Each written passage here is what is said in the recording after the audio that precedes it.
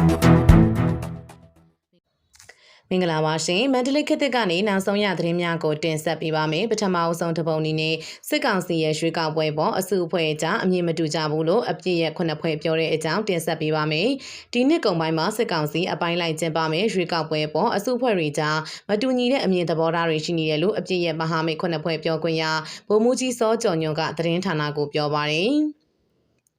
လက်ရှိဖြစ်ပွားနေတဲ့နိုင်ငံနှံလက်နက်ကင်ပဋိပက္ခတွေကျေပြန့်မှုနဲ့အတူငလင်တန်းကြောင့်ပြည်သူတွေဒုက္ခရောက်နေချိန်မှာရွေးကောက်ပွဲပေါ်ဗန်လောက်စိတ်ဝင်စားမှုရှိနိုင်မယ်လဲဆိုတာစိန်ခေါ်မှုတရရှိနေတယ်လို့ဆိုပါတယ်။ဒါအပြင်အစုအဖွဲ့တချို့ကရွေးကောက်ပွဲကနေအယက်သားအုပ်ချုပ်ရေးကိုတန်လှန်နိုင်တဲ့အမြင်ရှိသလိုတချို့ကတော့2008ဖွဲ့စည်းပုံအခြေခံဥပဒေအောက်ကိုပြန်လည်အောက်ရှိသွားမယ့်အပေါ်စိုးရိမ်ပူပန်တာကြောင့်မလိုလားတဲ့အစုအဖွဲ့တွေလည်းရှိနေပြန်ပါတယ်။အပြည့်ရဲ့မဟာမိတ်ခုနှစ်ဖွဲ့အနေနဲ့နိုင်ငံရေးအခင်းအကျင်းအရအမြင်မျိုးမျိုးရှိနေတဲ့အပေါ်ရွေးကောက်ပွဲကြောင့်ပြည်သူတွေပဋိပက္ခအသစ်တစ်ခုထပ်မံကြုံတွေ့ရမှာကိုစိုးရိမ်နေလို့ဗိုလ်မှူးကြီးစောကျော်ညွန့်ကပြောပါတယ်။ကျွန်တော်တို့အနေနဲ့ဒီရွေးကောက်ပွဲနဲ့ပတ်သက်ပြီးတော့ကောင်းတယ်ဆိုတယ်မပြောဘဲလက်ရှိဖြစ်ပေါ်နေတဲ့နိုင်ငံရေးအခင်းအကျင်းအရာပြည်သူတွေကြားမှာနိုင်ငံရေးအင်အားစုတွေကြားမှာအမြင်အမျိုးမျိုးရှိနေတဲ့ကာလတစ်ခုအောက်မှာရွေးကောက်ပွဲကြောင့်ပြည်သူလူထုနောက်ထပ်ပဋိပက္ခအသစ်တစ်ခုထပ်မံကြုံတွေ့ရမှာကိုကျွန်တော်တို့အနေနဲ့စိုးရိမ်ပူပန်မှုရှိတယ်ဆိုတာကိုဆွေးနွေးဖြစ်ခဲ့ကြပါတယ်လို့ဆိုပါတယ်။ဒါကြောင့်ရွေးကောက်ပွဲမလုပ်ခင်သက်ဆိုင်သူအင်အားစုတွေကြားနိုင်ငံရေးသဘောတူညီချက်ကြိုတင်ရယူနိုင်ရေးမလနောက်ပိုင်းမှာကျင်းပခဲ့တဲ့ Peace Talk အပါအဝင်နိုင်ငံတကာအဖွဲ့အစည်းတွေနဲ့စစ်ကောင်စီဥက္ကဋ္ဌထံအကြံပြုချက်ပေးပို့ခဲ့တယ်လို့သူကဆက်ပြောပါတယ်။ရွေးကောက်ပွဲနဲ့ပတ်သက်ပြီးအပြည့်ရထို့တိုင်းရင်းသားလက်နက်ကိုင်အဖွဲ့အစည်းမဟာမိတ်ခုနှစ်ဖွဲ့ရဲ့စတုတ္ထအကြိမ်ဖြစ်အွန်လိုင်းကနေပြုလုပ်တဲ့ဥဆောင်ဖွဲ့အစည်းအဝေးမှာထည့်သွင်းဆွေးနွေးခဲ့ကြတာဖြစ်ပါတယ်။တရုတ်နဲ့ရုရှားပါဝင်နိုင်ငံကောင်ဆောင်ချို့ရဲ့ထောက်ခံမှုကိုရရှိထားတဲ့စစ်ကောင်စီရဲ့ရွေးကောက်ပွဲကျင်းပရေးဟာအပြည့်ရမဟာမိတ်ခုနှစ်ဖွဲ့ကနေဆုံးဖြတ်ထားတဲ့ Federal Democracy အသွင်ကူးပြောင်းရေးအစီအစဉ်နဲ့တွေ့ဖက်နေတာပါ။ဒီအစီအစဉ်တွေထဲမှာပဋိပက္ခမှာပါဝင်သူအဖွဲ့အားလုံးတနိုင်ငံလုံးအတိုင်းအတာနဲ့ကြိုတင်သတ်မှတ်ချက်မရှိဘဲအပြည့်ရရေးကနေ Federal Democracy ပြည်ထောင်စုတည်ဆောက်ဖို့ကတိကဝတ်ပြုပြီးအသွင်ကူးပြောင်းရေးအစိုးရဖွဲ့စည်းဖို့ဖွဲ့စည်းပုံအခြေခံဥပဒေရေးဆွဲဖို့နဲ့ရလာတဲ့ဖွဲ့စည်းပုံအခြေခံဥပဒေနဲ့ညီရွေးကောက်ပွဲကျင်းပဖို့ဖြစ်ပါတယ်။ဒါဟာရင်ဆိုင်နေရတဲ့အကြက်တဲကိုကြော်လွှားဖို့2008ဖွဲ့စည်းပုံအခြေခံဥပဒေကိုပြန်လည်အသက်သွင်းတာမျိုးမဟုတ်ပေ Federal Democracy ပြည်ထောင်စုတည်ဆောက်ရေးလမ်းကြောင်းကိုတဆင့်ချင်းဦးတည်နေတာပ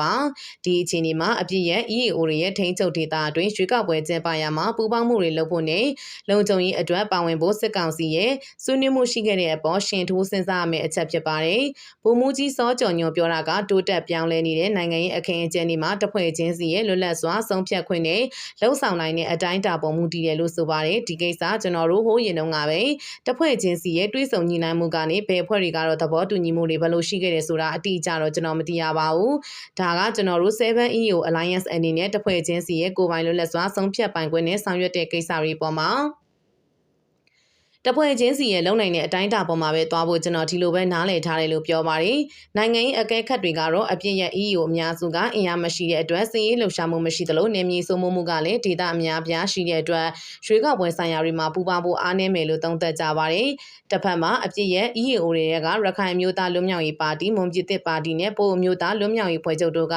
အသွင်မတူတဲ့ရည်တည်ချက်တွေနဲ့အုပ်စုနှစ်ခုဖြစ်ပေါ်နေတာပါ။အပြည့်ရဲ့မဟာမိတ်ခုနှစ်ဖွဲ့ထဲမှာရှမ်းပြည်ပြည်လဲထူထောင်ရေးကောင်စီ RCSမွန်ပြည်သစ်ပါတီ NMSB ရခိုင်ပြည်လွတ်မြောက်ရေးပါတီ ALP ဒီမိုကရေတီအကျိုးပြုကရင်အမျိုးသားတပ်မတော် DKP ကရင်ငြိမ်းချမ်းရေးကောင်စီ KNU KNLA-PC လာဟုဒီမိုကရက်တစ်အစည်းအရုံး LDU နဲ့ပိုအမျိုးသားလွတ်မြောက်ရေးဖွဲ့ချုပ်NCAS တို့ပါဝင်ပါတယ်။နောက်ထပ်တစ်ပုဒ်အနေနဲ့စစ်ကောင်စီကကလေးများကိုအစုလိုက်ပြုံလိုက်တပ်ဖြတ်နေမှုကိုတရုတ်နိုင်ငံကတားဆီးပေးဖို့မြန်မာနိုင်ငံဆိုင်ရာအထူးကြံပေးကောင်စီ SACM တောင်းဆိုပြီးတရုတ်ကူညီနဲ့မြန်မာစစ်တပ်ကလေရင်ပုံးများပြည်တွင်းမှာပဲထုတ်လုပ်နေရဆိုတဲ့အကြောင်းတင်ဆက်ပေးပါမယ်။အကြမ်းဖက်စစ်ကောင်စီကကလေးငယ်များကိုအစုလိုက်ပြုံလိုက်တပ်ဖြတ်နေမှုကိုတရုတ်နိုင်ငံကတားဆီးပေးဖို့မြန်မာနိုင်ငံဆိုင်ရာအထူးကြံပေးကောင်စီ SACM ကဒီကနေ့မှထုတ်ပြန်တောင်းဆိုပါတယ်။မေလ12ရက်နေ့တပည့်ရင်းမြို့နယ်မြန်မာစစ်အုပ်စုရဲ့ကြားမှတ်ဖွယ်ရာလေကြောင်းတိုက်ခိုက်မှုတွေကြောင့်ကလေးငယ်22ဦးသေဆုံးခဲ့တဲ့ဖြစ်ရပ်ပေါ်မြန်မာနိုင်ငံဆိုင်ရာအထူးကြံပေးကောင်စီ SACM အနေနဲ့အလွန်တရာတုံ့လုံချောက်ချပြီးဆက်စုပ်ယွန်ရှာမိကြောင်းကလေးငယ်များပေါ်စစ်အုပ်စုရဲ့ရိုင်းဆိုင်ကြမ်းကြုတ်တဲ့တိုက်ခိုက်မှုတွေကိုချက်ချင်းရပ်တန့်စေဖို့အလို့ငါ SACM ကတရုတ်နိုင်ငံကို၎င်းရဲ့တိတာထင်ရှားတဲ့ဩဇာအာဏာကိုစစ်အုပ်စုပေါ်အသုံးပြုပေးဖို့တောင်းဆိုပါတယ် မေလ12ရက်နေ့တိုက်ခိုက်မှုကကလေးငယ်များနဲ့စာတင်ကျောင်းများကိုပြစ်မှတ်ထားပြီးထက်ခါတလဲလဲရည်ရွယ်ချက်ရှိပြုလုပ်နေတဲ့တိုက်ခိုက်မှုတွေရဲ့အစိပ်ပိုင်းတစ်ခုပဲဖြစ်ကြောင်းအဲဒီလိုတော့တိုက်ခိုက်မှုတွေရဲ့ထင်ရှားတဲ့ဥပမာတစ်ခုမှာ2022ခုနှစ်စက်တင်ဘာလ16ရက်နေ့ကဖြစ်ပွားခဲ့တဲ့လက်ရက်ကုန်းအစုလိုက်ပြုံလိုက်တပ်ဖြတ်မှုလို့လူအသိများခဲ့တဲ့ဖြစ်စဉ်ပဲဖြစ်ကြောင်းဒီဖြစ်စဉ်မှာစေအုပ်စုတပ်ဖွဲ့တွေကတပည့်ရင်းမြို့နယ်ရှိဘုံကြီးကျောင်းဝင်းအတွင်းမှာစာတင်ကျောင်းတစ်ခုကိုလေကျောင်းနဲ့မြေပြင်မှာရက်ဆက်စွာတိုက်ခိုက်ခဲ့တာကြောင့်ကလေးငယ်9ဦးပါဝင်အနည်းဆုံးလူ12ဦးသေဆုံးခဲ့ရမေလ12ရက်နေ့တိုက်ခိုက်မှုကကလေးငယ်များနဲ့စာတင်ကျောင်းများကိုပြစ်မှတ်ထားပြီးထက်ခါတလဲလဲရည်ရွယ်ချက်ရှိပြုလုပ်နေတဲ့တိုက်ခိုက်မှုတွေရဲ့အစိပ်ပိုင်းတစ်ခုပဲဖြစ်ကြောင်းအဲ့ဒီလိုတိုက်ခိုက်မှုတွေရဲ့ထင်ရှားတဲ့ဥပမာတစ်ခုက2022ခုနှစ်စက်တင်ဘာလ16ရက်နေ့ကဖြစ်ပွားခဲ့တဲ့လက်ရက်ကုန်းအစုလိုက်ပြုံလိုက်တပ်ဖြတ်မှုလို့ယခုအခါလူသိများတဲ့ဖြစ်စဉ်ပဲဖြစ်ကြောင်းဒီဖြစ်စဉ်မှာစေအုပ်စုတပ်ဖွဲ့တွေကတပည့်ရင်းမြို့နယ်ရှိဘုံကြီးကျောင်းဝင်းအတွင်းမှာစာတင်ကျောင်းများကိုလေကျောင်းနဲ့မြေပြင်မှာရက်ဆက်စွာတိုက်ခိုက်ခဲ့တာကြောင့်ကလေးငယ်9ဦးပါဝင်အနည်းဆုံးလူ12ဦးသေဆုံးခဲ့ကြောင်းဒါအပြင်တပ်တွေထောက်ထားများဖျောက်ဖျက်ရန်ကြိုးပမ်းတဲ့အနေနဲ့စေအုပ်စုတပ်တွေကအလောင်းများပြားနဲ့ဒဏ်ရာရကလေးငယ်များကိုဖယ်ရှားခဲ့ကြောင်း SACM ကဆိုပါတယ်တရုတ်နိုင်ငံကလာရှိုးမျိုးထိန်ချုပ်ခွင့်ကိုစေအုပ်စုထံကိုလွှဲအပ်ဖို့မြန်မာမျိုးသားဒီမိုကရက်တစ်မဟာမိတ်တပ်မတော် MNDAA ကိုတရုတ်နိုင်ငံကမကြုံဆက်ဘူးကြားဝင်ဆွတ်ဖက်ပြီးအတင်းအကျပ်ဖိအားပေးခဲ့ပြီးနောက်တလမပြည့်မီမှာပဲစေအုပ်စုရဲ့နောက်ဆုံးကလေးငယ်တွေပေါ်အစုလိုက်အပြုံလိုက်တပ်ဖြတ်မှုဖြစ်ပွားခဲ့ခြင်းဖြစ်ကြောင်းဒီလုပ်ရက်တွေကတရုတ်နိုင်ငံရဲ့သဘောထားကိုပုံမိုရှင်းလင်းစွာဖော်ပြနေကြောင်းတရုတ်နိုင်ငံကမိမိရဲ့အကျိုးစီးပွားများရရှိဖို့အတွက်မြန်မာနိုင်ငံရဲ့အချုပ်အခြာအာဏာကိုချိုးဖောက်ဖို့ဝန်မလေးကြောင်းပြသတဲ့အတွက်အဲ့ဒီအကျိုးစီးပွားတွေအောင်မြင်ဖို့အလို့ငါစေအုပ်စုရဲ့မိမိရဲ့တဆင့်ကန်ထရိုက်ယူထားတဲ့ကြီးစားတပ်ဖွဲ့အသုံးချနိုင်တဲ့အတိုင်းအတာထိရှိနေကြောင်းကိုလည်းတက်သေးပြအတည်ပြုလိုက်ကြောင်း SACM ကထောက်ပြပါတယ်တရုတ်နိုင်ငံကမြန်မာစစ်တပ်ကိုကာလရှည်ကြာစွာပဲတည်တာထင်ရှားတဲ့နိုင်ငံရေးနဲ့စစ်ရေးထောက်ပံ့များပေးရခဲ့ကြောင်းအဲ့ဒီထောက်ပံ့နေတဲ့မှာတိုက်လေများနဲ့လေကြောင်းမှကျဲတဲ့ပုံများလည်းပါဝင်ပြီး၎င်းတို့ကို2021ခုနှစ်ဖေဖော်ဝါရီလ10အုပ်စုရဲ့မအောင်မြင်အထမမြောက်လိုက်တဲ့အာဏာသိမ်းမှုနောက်ပိုင်းအရက်သားတွေအပေါ်အပြတ်စွမ်းအားကြီးမားလာတဲ့တိုက်ခိုက်မှုတွေဆက်လက်လှုပ်ဆောင်နိုင်ဖို့အတွက်အသုံးပြုခဲ့ကြောင်းသိရပါတယ်။ဒါအပြင် SACM ရဲ့မကြာမီပေါ်ထွက်လာမယ့်စုံစမ်းစစ်ဆေးမှုတရက်အရ